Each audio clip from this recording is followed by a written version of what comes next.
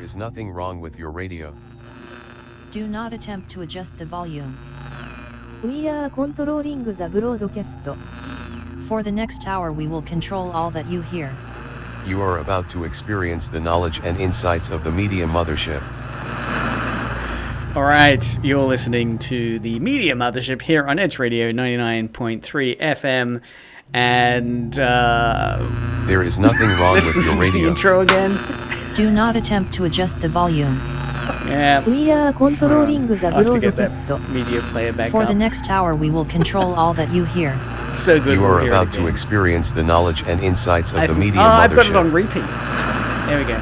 There we go. No, hold on. No, there we go. Let's play it again. Yeah. Well, you know, it'll start trending. So this is Media Mothership, broadcasting out of Edge Radio Studios in Nipaluna, Hobart, Tasmania. I'm your host, Dr. Craig, joined back again, Lord Taylor. Hello.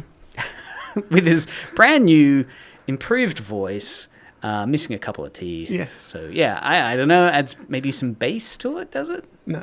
Oh, dear. In post, we'll fix that. I've just lost some wisdom. That's what it is. See that joke. How often do you hear that joke? Have you heard that joke a lot? 3-4 times now. 4 yeah. times. Yep.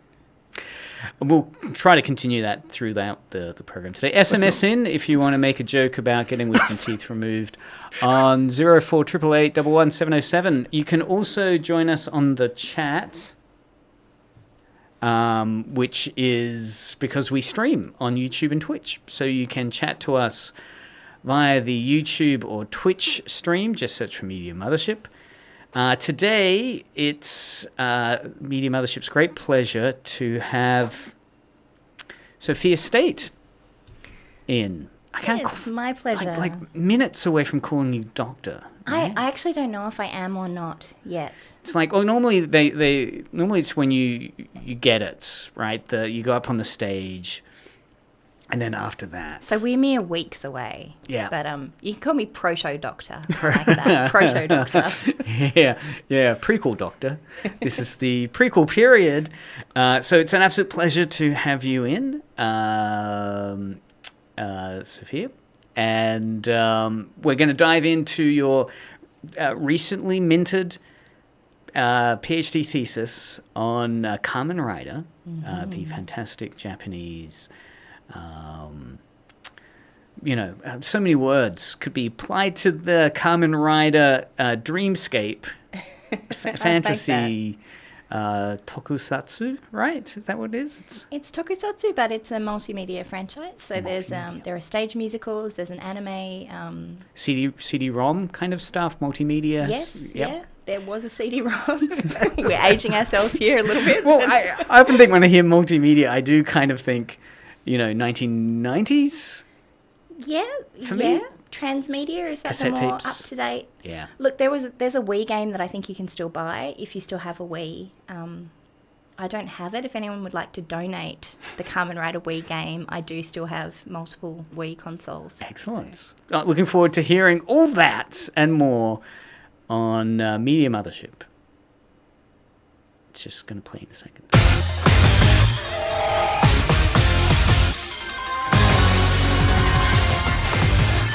Yeah, rocks. This is, what is it? Kamen Rider Kabuto?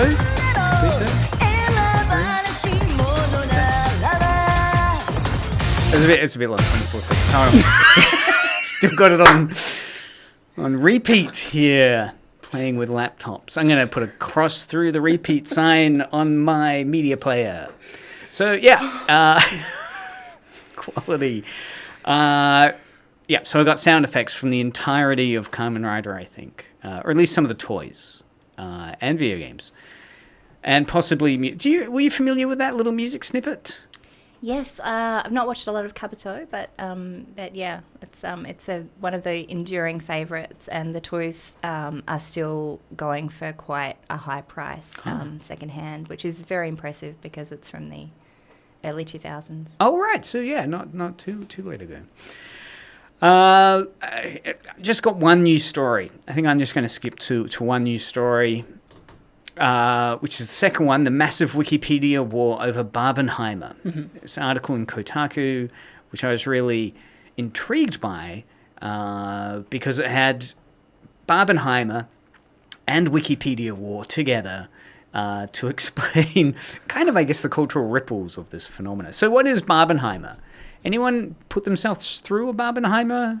I haven't. Really? I'm not going to either. Oh, really? Are you going to do, like, Barbie or Oppenheimer? Are you going to do one of those two? Probably not. I saw Barbie. Thank you, Sophia, for rescuing this segment. Look, I wouldn't have, except that it just seemed like such a cultural moment, and I didn't want to miss the moment. It would be like, you know, just watching TV instead of going to the fall of the Berlin Wall almost. Totally. People going... Not in terms of significance, but in terms of the feeling of zeitgeist, and it was a really incredible cinema experience. People were laughing out loud. Women were turning around and complimenting the outfits of everyone sitting around them. It was the most joyous kind of experience. So, I'm kind of ambivalent about the film, but just as an experience, it was great. I don't know if that happened at Oppenheimer. I don't know if people were complimenting each other's fedoras or... There were, in some cinemas, little set-up booths. You could get photos taken and so forth. Did you? Yes, was that there? Well, I saw it at the Staite. Shout out to the Staite. And there is a lovely chandelier. Yeah. There, so that was a good photo spot, but there was no like Barbie box that you could step inside or anything. So, sorry, special effects of my own with a creaking microphone stand. Barbie. So, what did you think? Was it the cultural phenomenon? People, you've got a story to tell when they say, "Where were you when the Barbenheimer thing occurred?" I said I was ambivalent about the film. It's a beautifully made film, and I think it would be an excellent text to study in film school. The musical numbers, a lot of intertextuality. Just so well made and really funny. But for me personally, the politics were just kind of dodgy. So, because I guess we can't really. We can't spoil it. It's too recently released. Yeah. But of course, the more significant release on the same weekend was Shin Kamen Rider or Shin Master Rider. So, totally. As you said the other day, Craig, we should really have been talking about Shin Barbenheimer. Exactly, Shin Barbenheimer is really, I think, what need to be mapped out. There's a triangle, really, of things. I mean, people have written articles now, retroactively.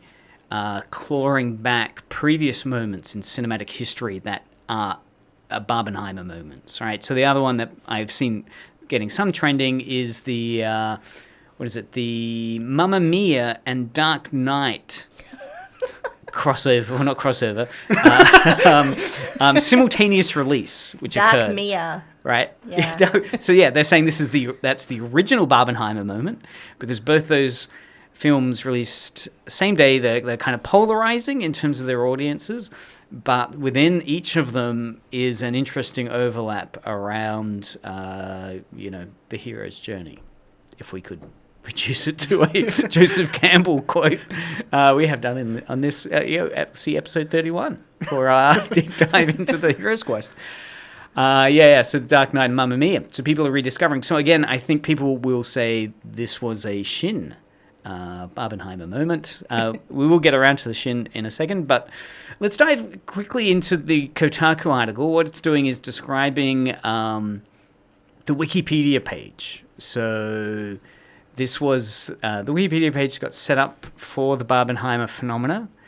What was interesting about the Kotaku article was that it talks about the war that broke out around whether this should first be a subcategory of the Barbie page or the Oppenheimer page, right? So there was a lot of debate around where this really lies in terms of its audience kind of linking.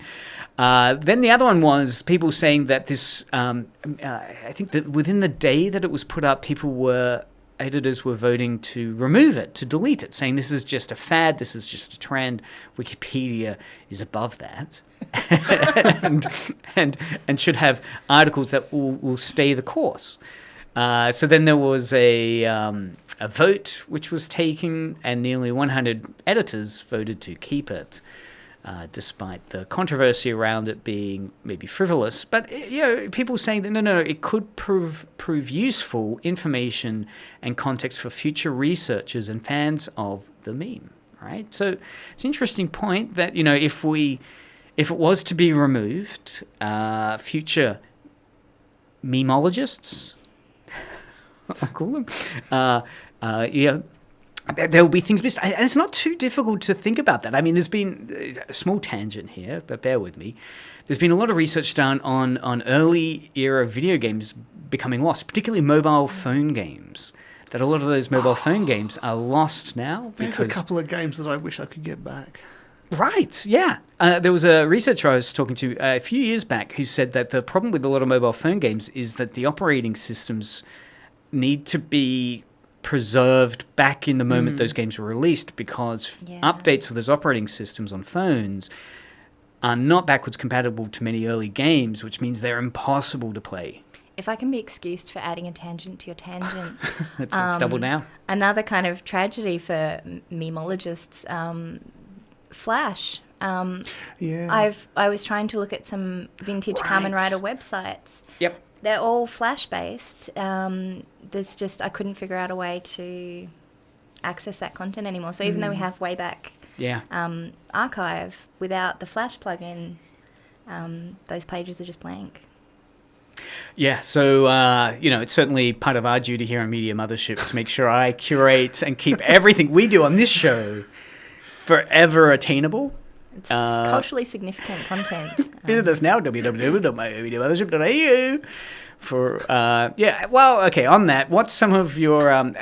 did you have a point about Barbenheimer? Yeah, there were two very strange things that I saw, interesting, funny things on Twitter about Barbenheimer. One of them was...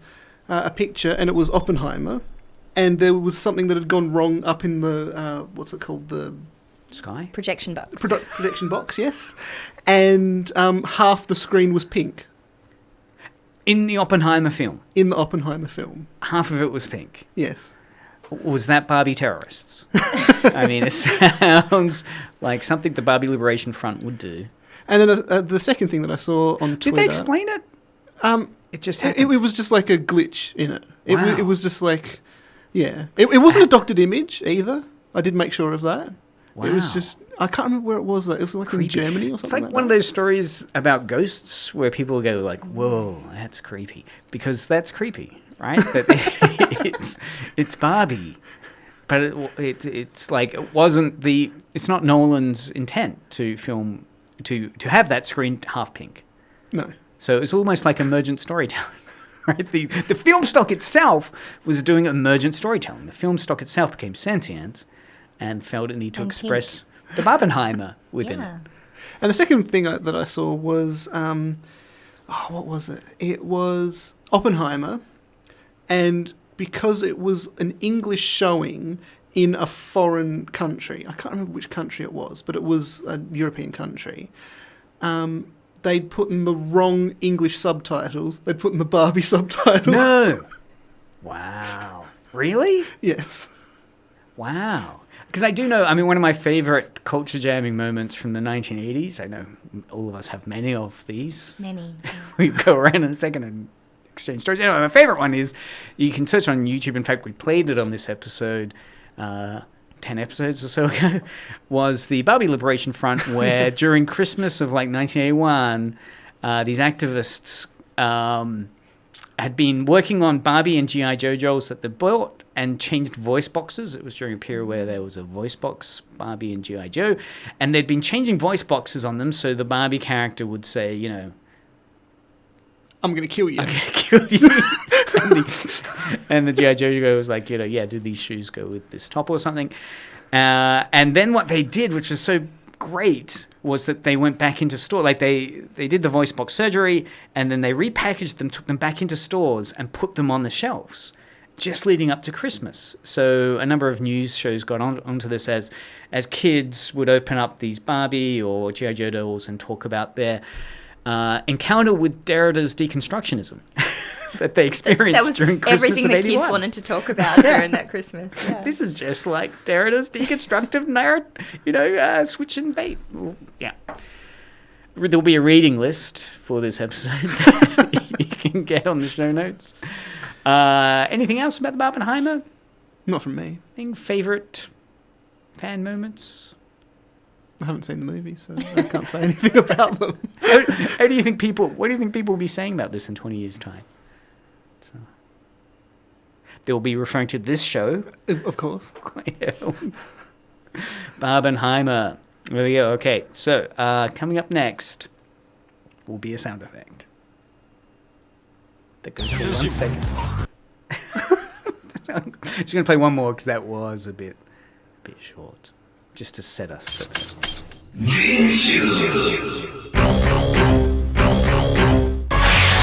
Spade 10, Spade Jack, Spade Queen, Spade King, Spade Ace, Royal Straight Flush. What was that? That was cards. Yes, I can point to the one on my T-shirt, but what's it called?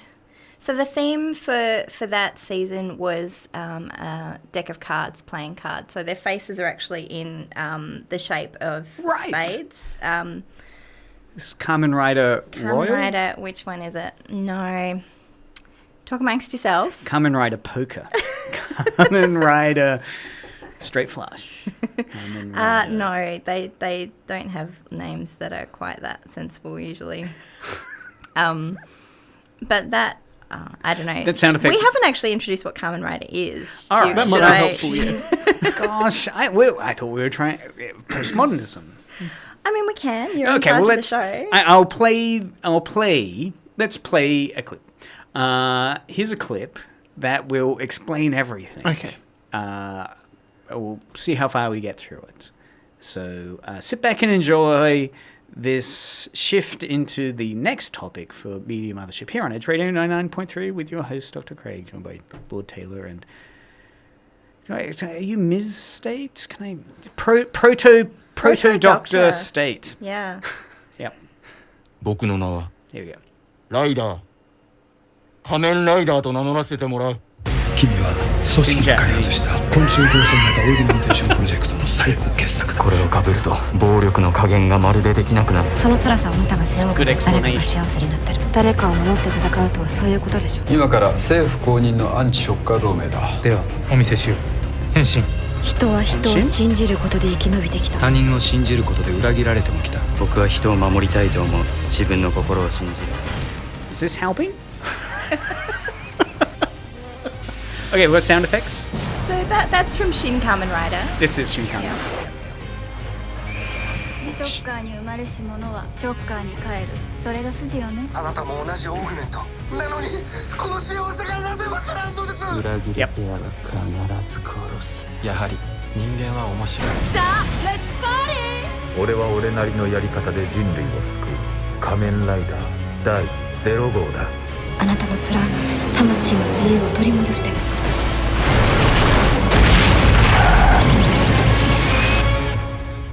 あなたを信じて、あなたに託す。仮面ライダー、本郷武さん。Yep. So I think that's pretty clear. Boom. Enlightenment. Okay. So what did you pick up from that trailer for Shin Kamen Rider that you think might be helpful for people that've never seen it before? Well, I'm cheating because I've seen it, but in that trailer, there's some conflict back and forth between the Kamen Rider, who has defected from the Shocker organization that created him, and the other augmented humans. So they're originally humans, but they've been modified to have cyborg elements and animal elements. And they're asking him why he's fighting against them, even though he's like them. And he's talking about defending humanity. So, Kamen Rider is one of the oldest and longest running superhero franchises in Japan, right? Oh, that's a good question. 50 years? I think so. 50, yep, 51 now. that was the 50th anniversary. The movie was made for the 50th anniversary, but delayed by COVID. Right. Sadly. Shin Kamen Rider. Shin Kamen Rider, yeah. Actually, it's 52 years, sorry. Right. So I should have a sound effect to go when I say Shin Kamen Rider. It just takes a while for it to... Authorize. There we go. Yep, that's not from Shin Kamen Rider, but that's okay. I looked up the card deck one. It was Blade, Kamen Rider Blade. Ah. So we wanted to skip back to that. But okay. I usually explain Kamen Rider by referring to Power Rangers. Oh, do you want to play that again? That's kind of an easy in for people. The card? I'm all up for playing more of these sound effects that I've collected. We'll skip it. So, one of the longest running Japanese superhero franchises, 50 years. It spawned numerous movies, comics, games, toys, and other media forms, making it a cultural phenomenon. Yeah, and absolutely. icon. Not many people would know about it, though, outside of Japan, right? I mean, well, outside of what geography wouldn't people really know much about it? Like, does it have a footprint in Singapore, Hong Kong, Malaysia? Yeah, absolutely. So throughout Asia, or East Asia at least, and also in South America.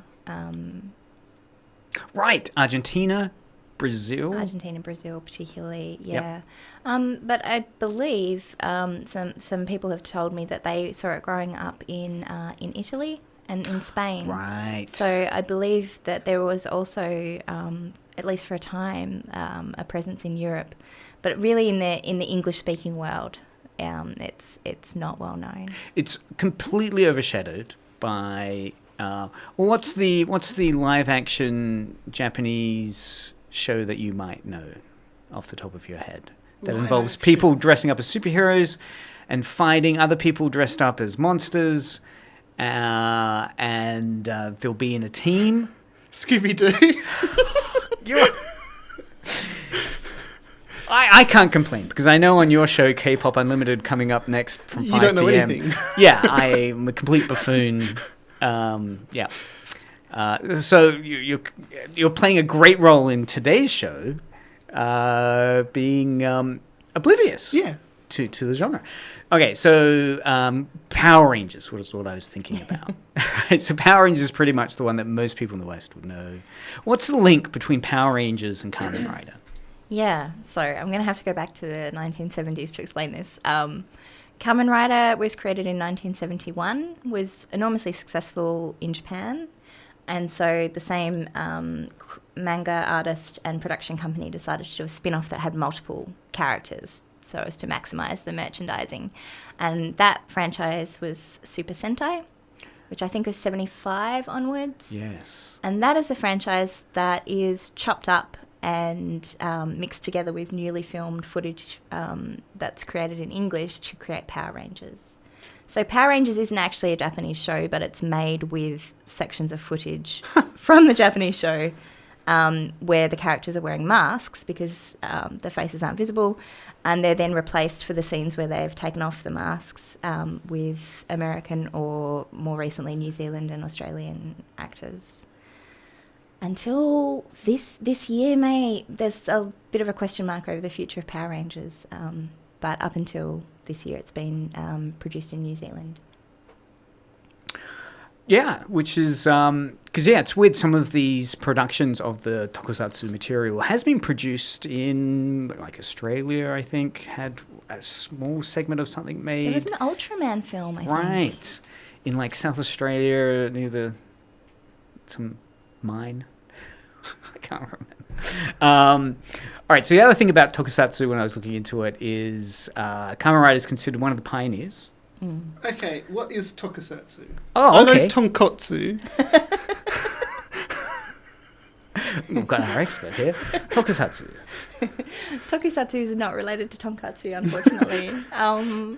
Tokusatsu, Tokumi is special. So it's basically special effects filming. So, and that usually means practical special effects. Okay, so Godzilla would be tokusatsu. Anything sort of involving those latex monster suits or trick photography would probably fall under tokusatsu. Okay. So for Kamen Rider, although there are digital effects, a lot of it's still done with pyrotechnics, practical, like actual explosions. I've seen some really cool behind-the-scenes footage where half of the cast are performing backwards while the main characters are performing forwards, and they reverse the footage so that it looks like the other way around. So yeah, still a lot of practical stunts and practical special effects. Awesome. So what sets Kamen Rider apart in this very crowded genre of tokusatsu? Oh. So the other big name, the big two, are Ultraman and Kamen Rider. And they're made by rival studios. So Ultraman's made by Toho, which also is the studio behind Godzilla. And Kamen Rider is made by Toei Studios, who are also famous for doing sort of period, like samurai sword fighting films and Yakuza films. So there's a bit of a rivalry between the two, and it's a little bit of a Marvel DC kind of split in the fandom. And there's some interesting stuff being published by Japanese researchers actually drawing a lot of parallels between the kind of respective ideologies of those two franchises. So Ultraman being the alien who comes from outside and fixes human problems, versus Kamen Rider, who's this kind of very flawed or monstrous hero, very much a product of science and experimentation, a la some of Marvel's, heroes. Wolverine, and compared to something like Superman. Yeah. The hint being an analogous to a Superman character for Ultraman. It's interesting then that the Shin phenomena, that the Shin Kamen Rider, it's now available to watch on Amazon Prime, has unified this world building, right? So it was Shin Godzilla, Shin Ultraman, and Shin Kamen Rider. And I was trying to look for some fan theories around this universe. There's meant to be some Institution X or something, which is in all three of them. Right. Well, I haven't actually seen the other Shin Heroes universe films, so sorry about that. But I think, much as the others, Shin Kamen Rider is a remake or a reboot. Yeah. So Hongo Takeshi, we heard the name in the clip that you played earlier, is the name of the original Kamen Rider character who's created in the early 70s. So it's not, it's an original story in some ways, but it's very much harking back. I'm sure you have some sound effects that you can play that are quite distinctly 1970s, if you're familiar with any 1970s Japanese television. Yes. Let's see what this one does. It'll happen. Standing by. No, that's from one of the toys. I think I've got all of them on you. Anyway, we'll keep going. So Shin Kamen Rider, directed by Hideki Anno, famous for Evangelion, and well-known fanboy of these franchises, Godzilla, Ultraman, Kamen Rider. So again, the Shin Kamen Rider has received a lot of praise as being a very heartfelt kind of tribute to this storytelling. It's gotten really strong reviews critically. Some people, what are some of the ones that I've picked up? So Roger Ebert gave the movie 3.5 out of 4 stars, praising it as a thrilling and thoughtful, both as an expression of Anno's instantly recognizable style and a weirdly moving expression of the title hero's restless spirit. Some people, so other people have pointed out that it's a loving and idiosyncratic deconstruction of Kamen Rider, a wayward young hero who defends the world from the villainous Shocker organization and their various animal men cyborgs. An immensely entertaining film that serves as a respectful throwback to Kamen Rider, a surprisingly welcoming entry point into the source material, as well as a touching elegy to depression and surviving for true happiness, which is very dark themes in a way. Yeah, it's a very dark franchise, some more than others. It's great that this movie's release is an opportunity for people who might never have heard of Kamen Rider to get on board with it. I don't know if the movie is the best entry point to the franchise. I mean, you can go into it without knowing anything, and that's great. But maybe I'm wrong. Actually, maybe it is a good entry point because those reviews that you've just read sound very positive. No, for me, I was at times a little bored because it you know, if you are familiar with the franchise, it's very much a homage. There's not a lot that's new. From my point of view, standing by for hate mail. SMS in now, 0488881107, or reach out to us on the chat. Is the Shin Kamen Rider dull and repetitive? No, it's not dull. It's a good movie, but it's very it's rehashing content that is from the 70s, with the slight addition of an AI kind of subplot. Yes. So those two figures, the robot and because what I remember, you've got this moment where the Shocker organization, from what I understood, is set up to bring about world happiness. Right, the initial vision of it is for utopia, that humanity is full of despair, and so a single scientist or a kind of organization get together. It's a bit vague in the movie. Again, as you're saying, it's not really an entry point. Come together and they set up this idea of how we can help humanity attain happiness, but it quickly backfires and I think it's linked to the AI, if I remember, that the solution is not to maximize everyone's happiness, right? That's impossible to make everyone happy, but to find a critical mass of people to make them happy, which are the orgs, it seems. Like the orgs are very, very happy when they're getting their augments done. I mean, there's all these scenes where it's like, well, because there's the two Kamen Riders, Kamen Rider 1 and 2 appear, and Kamen Rider 2 is being brainwashed, and the way that the kind of cyborg female character stops that brainwashing is this description of, you know, your mind is kind of warped into seeing happiness through the destruction of others. Blocking that signal will bring in the despair that's been, you know, kind of repressed, and make you a full, free-thinking individual. Now that you put it like that, it's very much an Anno film. Right. So, you know, yes. those are very much his themes. Yeah. But does that make sense within the Kamen Rider mythos? I mean, is that a powerful central mythology? The kind of, we need to understand each other's flaws. We can't just repress flaws. The pursuit of happiness is good, but it can't come at the expense of. Yeah, I mean, there are different sort of phases in Kamen Rider, but one of the characteristics of the Kamen Riders as characters is that they suffer, and their suffering is a really important part of the show. So they're not heroic in the sense of going out there and kicking butt and being really awesome. They're heroic because they endure unbearable suffering so that other people won't have to suffer. It's a very Christ-like narrative. Is it? I mean, obviously this is not. I mean, it must be quite obvious. Do many people point out the Christ analogy that Kamen Rider seems to suffering and so forth? No, I haven't seen it highlighted, but perhaps because, in a sense, it's almost actually, I don't want to get into the theology of it because I really will get hate mail. But there's the famous one with Ultraman being crucified. Yes. Right? So there's a lot of unusual ways Christianity pops up, but not in the case of Kamen Rider. Not in the case of Kamen Rider.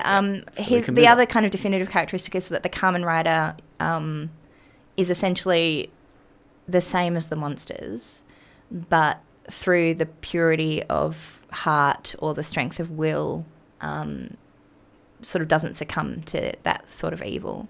So whereas in Ultraman, he is a good alien and just is fundamentally good. It's kind of, you know, that D&D thing, you know, a good race. Willful good. Right. Kamen Rider's not that. Kamen Rider is a monster who chooses to use his or her powers for the protection of the weak. And Kamen Rider gets a lot of praise because of that. That, you know, it's a dark, kind of maybe more realistic superhero. Through that cyborg identity, Yeah, I mean, he's like a robot bug guy. It's very... very realistic. But I mean, part of my doctoral, the starting point for my doctoral research was why we don't have Kamen Rider in the English-speaking world, and actually that was part of my conclusion, was that ambiguity does not fit with how children's television has traditionally been conceptualized in the English-speaking world. The idea that that the monster can be, and you know, we're seeing a lot of media now that's tackling those kind of issues. Nemona's just come out recently on Netflix that really directly addresses that kind of question. But the time period I was looking at, the 1990s, that very much wasn't kind of part of American children's television. So with your thesis, the question was, if you look at the impact of Japanese pop culture, I guess, in the West, there are a lot of moments of breakthrough where various texts, for various reasons, did become enormously popular and mainstream, Power Rangers being one we talked about. And it's unusual, maybe, is it unusual that Kamen Rider, I mean, your conclusion was that the themes are too dark for that moment, or at least they were rubbing up against... tell me what they were rubbing up against various television policies, screening policies, audience. Yeah, I mean, there were a whole lot of things I looked at. Another one, and the thing that I got really kind of interested in toward the end of the research and probably irritated my long-suffering supervisors by going off on tangents about, was the gender. So the construction of boyhood through what elements of texts were edited out or kept in when moving between cultures when those texts were for boys. And that's maybe a rabbit hole we could go down a little bit later in the afternoon. But Kamen Rider was remade in the way that I've described Power Rangers being remade, so cut up and interspersed with new footage twice, once in the 90s and once in the 2000s. And so what I was looking at in the research was, why didn't those attempts have the same kind of success that Power Rangers did? And especially as the earlier one was called Saban's Rider, was introduced, the Kamen Rider character was introduced in Power Rangers in a kind of crossover episode, and then there was a spin-off show. So all of the foundation was there. It was tapping into this mega hit at the time. It was made in the same way. So why didn't it take off in the same way that Power Rangers did? So some of those themes, the darker themes, the ideas of a boy coming of age as a man, were too lost in translation, were too kind of erased from the Western version, softened? Well, so there are differences between the two. So the Saban one in the 90s, the Power Rangers spin-off, they really pushed it into a sitcom. And I wasn't able to get a great answer for why that happened. Sitcoms were sort of topping all the ratings at the time, and maybe they were just trying to jump on that bandwagon.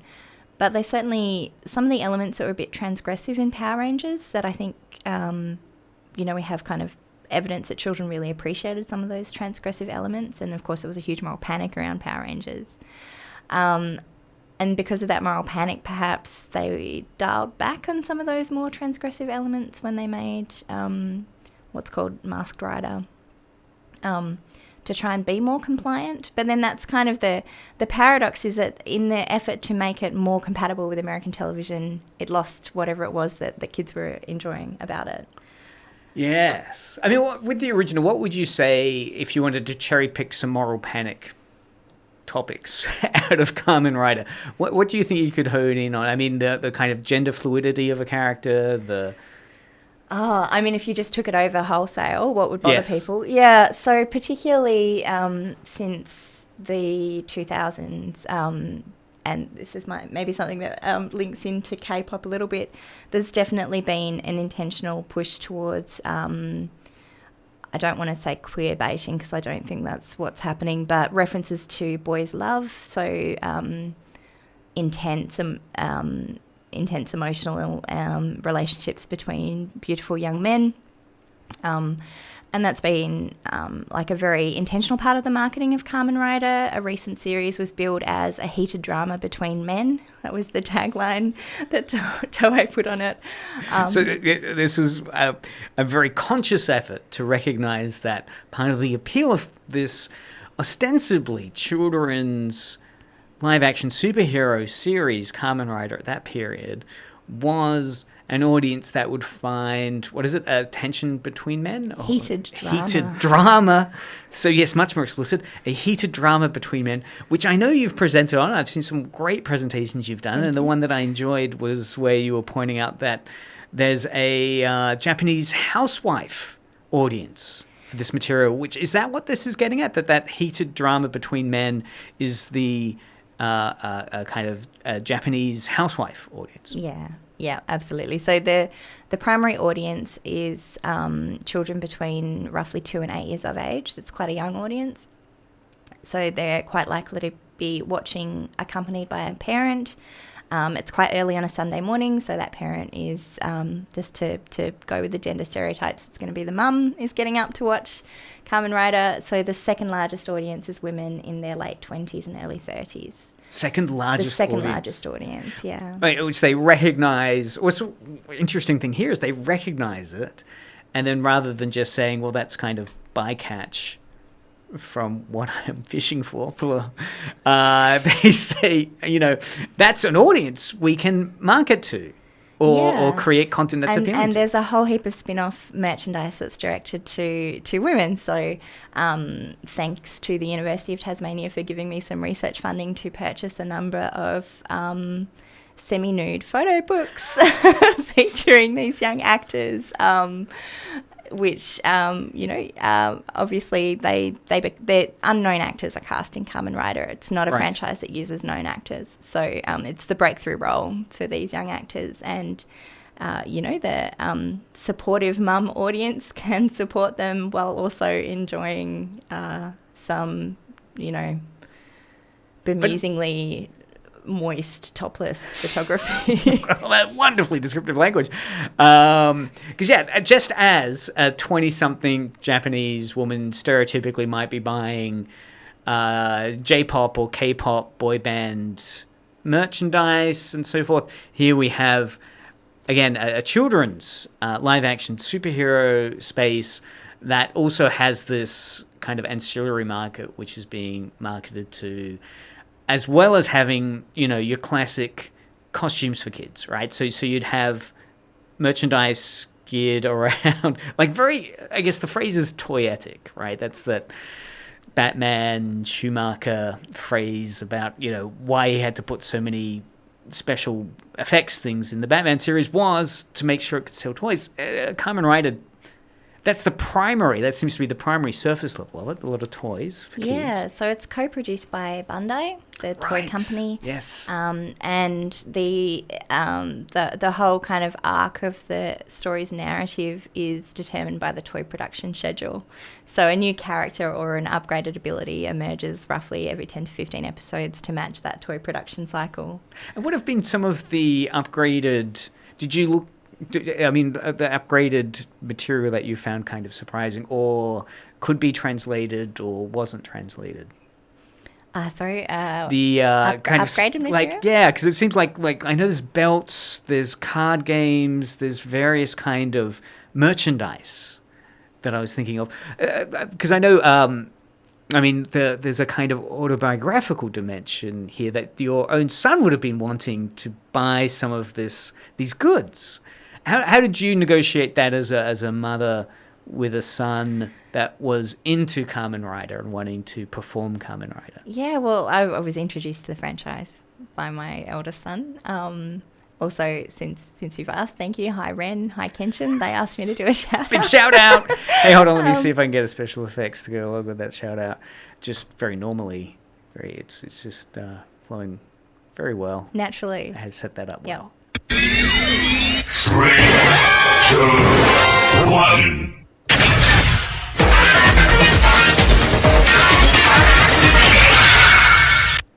Okay. Beautiful. That was the Kamen Rider Forze belt. Sorry, it's hearing again. I have that one. Really? Sorry, Ren has that one. Henshin. There is a certain amount of conflict over who owns the toys. So, but So what does this one do? The what is it? The Forze? Forze. This is from a space-themed one that was created in the same year that Japan launched, I think, the Hayabusa satellite. So it was kind of a space, like everyone was excited about space. And it's set in a space high school, which is a real thing. There are space high schools. If you want to go into the space program, you go into the space high school. And the Kamen Riders henshin is kind of, I'm again going to point to the T-shirt for all the people listening at home. It's like an astronaut kind of suit. Oh, yes. And the belt has astro switches that go in and they change different parts of his body. So if you put like the drill switch into the leg slot on the belt, then his leg turns into a drill. So it's quite like it's almost a Gasai toy in that you can change the parts of the Kamen Rider's body by inserting different bits into the belt.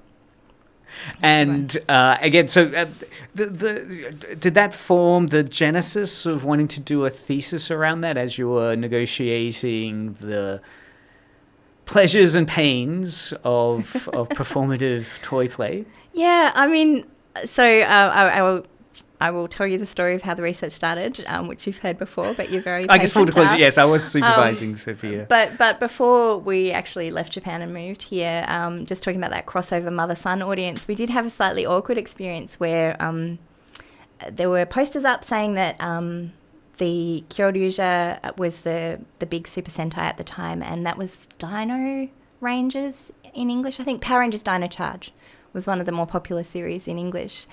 And the Red Ranger was coming to our little country town to do a talk at a local shopping centre, and I thought that it was for kids, and my eldest was really into the Red Ranger, so I was like, yeah, let's go, we'll see the Red Ranger. And we got there and it turned out it was actually not that. It was called an ikemen talk, like a handsome man's conversation kind of, and it was in fact for the mum audience, and he was wearing normal, like kind of like an unbuttoned shirt and sitting on a bar stool like chatting, and it was so not what my poor son was expecting. And we had to leave in disappointment. So, were there any other young kids there that equally were crestfallen? There were a few. Kind of like that confusion? Yeah. And that does crystallize that bifurcation of the audience drama, that this series is aggressively marketing and catering to two radically different audiences, and as opposed to Barbenheimer. Oh, the beautiful segue. Yeah. Barbenheimer, which is really about, you watch these two completely opposite media pieces, but they work together, right? So in breakfast, you have breakfast that's cigarettes and coffee, and then you watch Oppenheimer, and then it's lunchtime and you have mimosas, cocktail drink, and watch Barbie, and you're the same person doing that. Mimosa. A mimosa, isn't that a drink? A mimosa or a mojito. A mojito, there you go, mojito. Well, I'm not the audience that's been targeted for these articles, clearly. Mimosas. Anyway, so as opposed to that, here we have as opposed to two texts that come together for one audience, here we have two audiences in one text, but those two audiences, while they share the same space and time, don't share the same kind of ancillary content. Yeah, and even the way that the text is read, there are so many different ways you can read the text, which is something that I really love about the show. So the heated drama between men, if you're a 5-year-old boy, you're probably thinking, wow, these guys are really good friends. And if you're that boy's mother, you're probably thinking something slightly different. And both of those readings are valid, and both are encouraged by the text. Is there anything within Shin Kamen Rider that speaks to that kind of heated male drama? I mean, there's the two, like Kamen Rider 1 and 2 that appear, but it appears to be a more I didn't see it. Did you see anything that was? I mean, there's more... something, at the very end, but I don't want to spoil the film, so we'll just leave that to. Oh no, stuff it. I mean, it's always the journey, not the end. I'm interested in this point. I mean, we've got 2 minutes left, so I can risk it. Because what happens is spoiler alert. Okay, spoiler alert. But tune back in for K-pop Unlimited at 5. Okay, so what happens at the end of the film is Kamen Rider 1 dies. And his soul goes into the helmet, right? Yeah. And this is the scene you're talking about, where they're kind of together on the riding the motorbike. Yeah. And there's so this Hayato, dialogue. who's Kamen Rider 2, puts on the helmet that has Kamen Rider 1 in, and Kamen Rider 1 says, I feel what you feel. I can feel the wind. I can tap into your senses. And there, for the slightly lower brow Twitter crowd, there was a lot of speculation about what he might be feeling and when and how long the helmet would stay on. And I'm so naive when it comes to some scenes. I'm sorry for bringing filth to your not at all. esteemed show. But I wish we had another hour. We'll get you back. Watch the other Shin movies. See if there's any homoeroticism in Godzilla. Dramatic pause. You're going to play a sound effect. I'm absolutely hopeless. Yeah, give me like 5 seconds time. That sound effect will trigger. So fascinating, Sophia. I'm, again, someone that was in the sidelines of supervising this project. It's brilliant to see it come to fruition in this way. Such fascinating deep dives into material that I think widely unknown, sadly, in the West, but wonderfully timed with Shin Masked Rider that you can see on Amazon Prime. Any, I hate to say final words because we do hope to get you back, but any words to that you'd like to leave our listeners with? Well, also on Amazon Prime is Kamen Rider Black Sun, and that does use Kamen Rider, not Masked Rider, which is, it's interesting that they've split them apart in that way. Yes. But Kamen Rider Black Sun is an R-rated, definitely an adult, because of the violence. But it's a kind of a deconstruction of the Kamen Rider mythology. For me, it's a much more interesting. It's a series, not a film. Very, very interesting. Real deep dive into Japanese politics. So definitely not an entry point if you're not familiar with Japanese politics or Kamen Rider.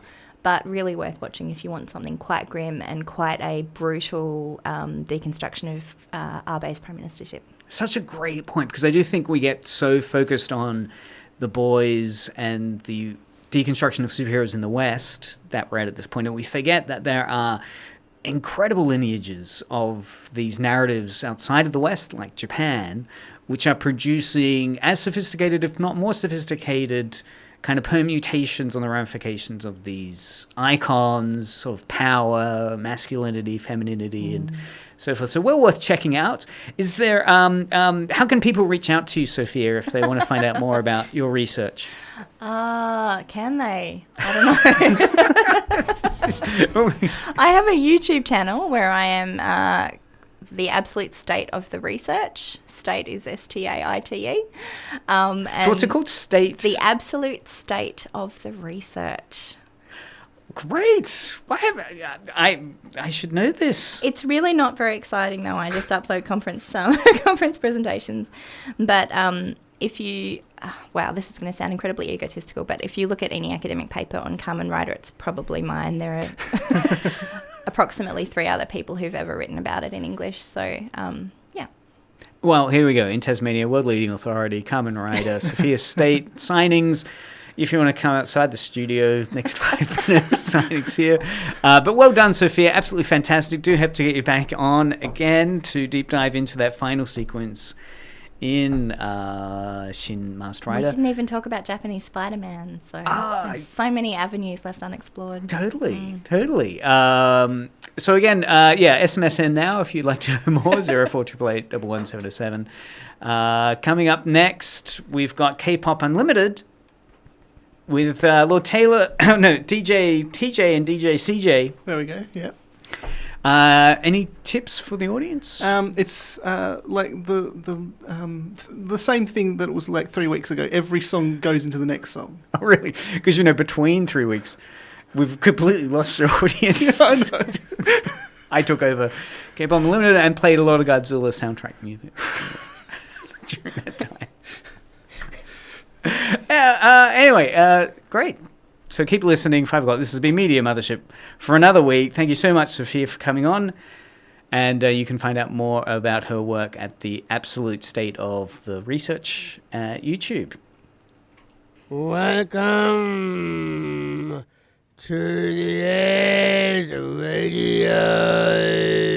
Wrap your ears around new music. Edge Radio recommended. Anoni and the Johnsons have released a brand new album.